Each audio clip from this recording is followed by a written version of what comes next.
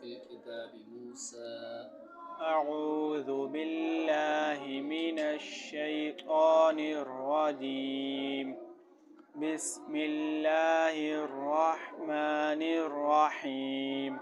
واذكر في الكتاب موسى إنه كان مخلصا وكان رسولا نبيا وناديناه من جانب الطور الأيمن وقربناه نجيا ووهبنا له من رحمتنا أخاه هارون نبيا واذكر في الكتاب إسماعيل إنه كان صادق الوعد وكان رسولا نبيا وكان يأمر أهله بالصلاة والزكاة وكان عند ربه مرضيا واذكر في الكتاب إدريس إنه كان صديقا نبيا ورفعناه مكانا عليا